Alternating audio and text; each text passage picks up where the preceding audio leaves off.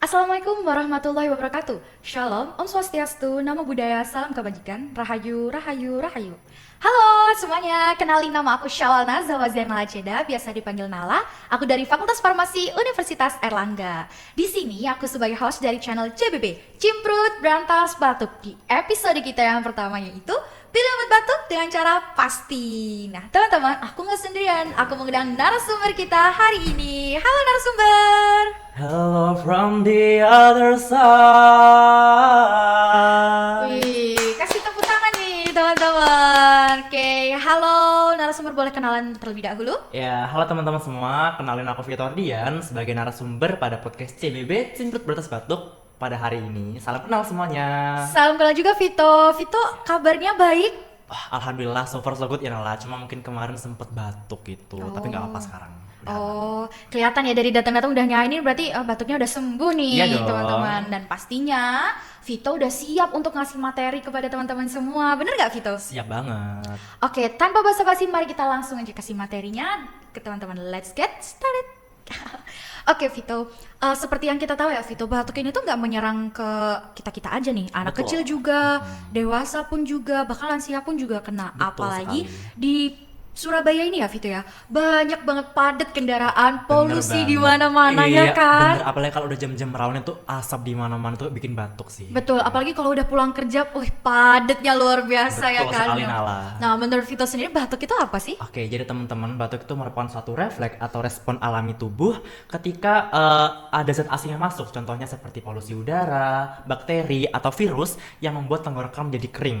Nah, refleks batuk tersebut menjadi suatu pertahanan penting bagi tubuh untuk mengeluarkan benda-benda asing tersebut, begitu Nala. Oh, jadi sebuah refleks gitu ya. Betul sekali. Nah, kalau boleh tahu nih Vito, batuk itu kan ada banyak jenisnya ya. Yes. Nah, itu apa aja tuh? Nah, jadi batuk itu ada dua jenis teman-teman, ada batuk berdahak sama batuk kering. Untuk batuk berdahak sendiri itu merupakan batuk yang disertai dengan dahak atau lendir. Kemudian untuk batuk kering merupakan batuk yang tidak disertai dahak atau lendir, tapi menyebabkan iritasi dan juga rasa sakit pada tenggorokan begitu. Nah, batuk-batuk tersebut juga ada masing-masing obatnya Nala. Oh, apa aja tuh? Ya, contohnya ya, batuk berdahak itu ada jenis ekspektoran sama mukolitik. Lalu untuk batuk kering sendiri menggunakan jenis antitusif begitu Nala. Oh, oke, ada obatnya sendiri, ada jenisnya sendiri nih teman-teman. Take a notes ya teman-teman. Nah, mereka kan tahu ya batuk berdahak dan juga batuk kering, tapi masih banyak yang salah pilih obat ya Vito. Itu Iya. gimana dong?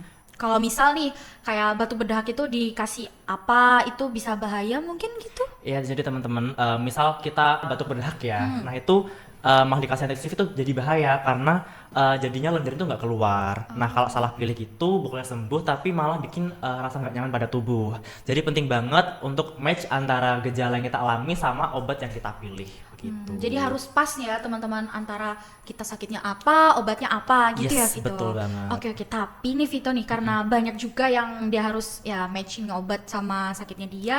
Mereka itu jauh lebih milih beli di apotek daripada harus ke dokter untuk bisa tanya-tanya. Ini tuh kenapa tuh Vito? Nah, kalau menurut mereka itu biasanya apotek tuh aksesnya lebih cepat dan juga praktis Oh, daripada ke dokter. Karena kalau kita ke apotek tuh bisa langsung bilang ke apotekernya ya kayak, Mbak mau beli obat ini, nah itu langsung dilayani, jadi kita bisa langsung mengonsumsinya. Beda kalau kita mau ke dokter, kalau ke dokter kan biasanya kita harus antri dulu, terus pasti ditanyain dokternya ini itu gitu, kemudian harus nebus obat gitu, pasti lama ya. Betul. Nah itu masyarakat pasti lebih pilih apotek karena lebih cepat dan praktis. Terus menurut penelitian juga kalau di Surabaya itu apoteknya lebih banyak, apalagi di sekitar UNER ini pasti banyak. Jadi masyarakat lebih cenderung memilih yang deket-deket aja kayak apotek, jadi bisa langsung ke situ gitu. Dan terbilang aman untuk beli sendiri kalau di apotek begitu. Iya sih, memang kayak belok kanan dikit apotek, Bener, lurus dikit kayak apotek, kiri apotek, di semuanya mana-mana apotek ada gitu. apotek. Iya sih, dan juga lebih cepat juga, betul sih. Dan memang ya pengalaman saya juga cepet Iya sih. kan, Tapi nih betul. Vito ya, karena memang cepet ya, tapi kan nggak semua tahu obatnya ya. Maksudnya kayak nggak semua tahu obat itu cocok untuk dia apa enggak. Nah itu gimana tuh? Nah, itu merupakan PR besar bagi dunia farmasi untuk mengedukasi masyarakat. Jadi teman-teman, soal medikasi atau beli obat sendiri itu boleh-boleh aja, asalkan tahu caranya sama udah tepat atau belum obat yang kita pilih. Jangan asal cocok-cocokan atau mengikuti rekomendasi dari orang lain karena orang lain sama kita kan pasti kondisinya Beda, beda ya. betul. Iya. Nah, idealnya itu tetap tanya-tanya atau konsultasi minimal ke apotek atau apoteker maksudnya Oh ya? atau tenaga kesehatan lainnya begitu. Oh, oke oke. Tapi selain mereka juga pilih-pilih gitu ya, ada loh Vito yang milihnya itu karena obatnya murah, mereknya terkenal, Iya terus kayak sering betul. ditampilin di TV atau influencer juga sering kasih rekomendasi obat ini. Kalau kayak gitu, itu gimana untuk Ya, mengatasinya? sebenarnya manusiawi ya Iya Nala, apalagi sih. kalau sebagai anak kos ya mungkin kan pasti uangnya harus dihemat-hemat gitu. Itu pasti harga itu juga menjadi pertimbangan ya Iya. pasti. Nah sebenarnya nggak apa-apa, yang penting harus sesuai dengan apa yang Dibutuhkan. dirasakan. Iya, misal kayak eh, obat batuk berdahak ya. Nah pasti harus pilih obat untuk yang berdahak. Contohnya seperti tadi ekspektoran atau mukolitik begitu. Nah, terus edukasi juga pasti penting ya. Jangan sampai masih dari tenaga kesehatan tuh malah dikesampingkan, malah Oke. memilih iklan gitu. Padahal iklan tuh biasanya kan kadang ya kayak dibagus-bagusin ya gitu. Jadi diusahakan untuk mendapatkan edukasi dari tenaga kesehatan karena itu lebih pasti. Oke, seperti ada di belakang ya teman-teman lebih pasti itu dan Pasti. kayaknya pasti ini ada kepanjangannya nih ya Vito ya. Iya, ada dong. Kira-kira Pasti. kepanjangannya mau ditaruh di akhir spill-spill akhir atau spill-spill akhir aja lah ya, Akhir aja. biar teman-teman pada penasaran nih. Oke nih teman-teman, karena sudah diberikan materi sama Vito, kira-kira ada tips swamedikasi obat batuk gak Vito? Ada dong. Ah, iya, Iya. boleh dong dikasih tahu kepada teman-teman. Nah, tips medikasi, soal medikasi untuk batuk yang pertama mengenali jenis batuk yang dirasakan, apakah itu batuk berdahak atau batuk kering. Nah, yang kedua sesuai dengan yang pertama tadi jenis batuknya apa sih? Nah, kita harus pilih obat yang sesuai juga. Kalau seperti aku katakan di awal, untuk batuk berdahak itu ada ekspektoran sama mukolitik, lalu untuk batuk kering adalah antitusif begitu. Kemudian yang ketiga bisa beli di apotek karena bisa konsultasi lebih cepat, tepat juga gratis ya teman-teman. Karena medikasi yang rasional itu bisa mencegah efek samping dan pemborosan terkait kesalahan obat gitu. Terus yang keempat untuk tetap berhati-hati terkait efek samping karena obat batuk itu ada efek samping mengantuk Nala begitu. Nah, jadi buat teman-teman yang punya aktivitas yang padat atau berat itu bisa memperhatikan terkait efek samping tersebut gitu agar tidak mengganggu kegiatan tersebut begitu Nala. Betul. Terus yang kelima untuk jangan meremehkan batuk teman-teman. Karena batuk yang lama, durasinya lama seperti 1 minggu, 2 minggu atau bahkan 3 minggu itu bisa menjadi sebagai sebuah tanda gitu Oh, adanya penyakit lain yang lebih parah begitu Nala. Pasti serem kan ya? iya, horor ya kalau Horor. makin Makanya lama kalau tuh. ada batuk bisa langsung diobati, terus kalau udah lama bisa langsung konsultasi dokter gitu Nala. Nah, yang terakhir dari aku sendiri ada buklet terkait Wih. batuk teman-teman. Judulnya sama seperti ini, pilih obat batuk dengan cara pasti. Kan bisa cek di link di bawah ini. Di bawah ini. Iya gitu Nala. Oke, terima kasih Vito atas tips swamedikasi batuknya ya. Nah, tadi nyiapin buklet loh teman-teman, ternyata Vito itu nanti akan kita tampilin di podcastnya ya. Iya Untuk dong, bukletnya bisa harus. diakses semua nggak? Pasti bisa ada semua Oh. free teman-teman. Wih, free. Tadi judulnya apa Vito? Sama seperti ini, pilih obat batuk dengan cara pasti. Nah, dengan cara pasti tadi kan kita sempat ada spill-spillan terakhir Iya. tentang pasti itu ya.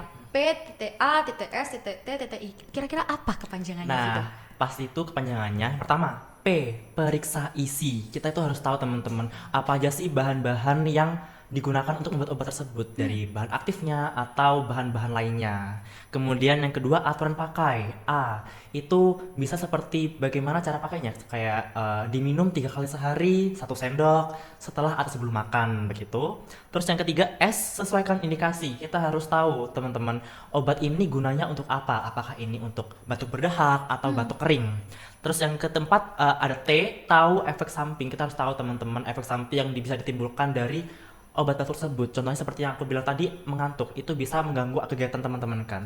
Nah, dengan tahu efek samping yang ditimbulkan oleh obat batuk tersebut, kita bisa Lebih apa aware iya lebih gitu. aware. Kita bisa tahu untuk mempersiapkan apa yang harus kita lakukan untuk mengatasi efek samping tersebut. Oh, lebih begitu. waspada Yes, gitu nih, betul teman-teman. sekali. Yang terakhir ada I, adalah ingat selalu tips dari aku.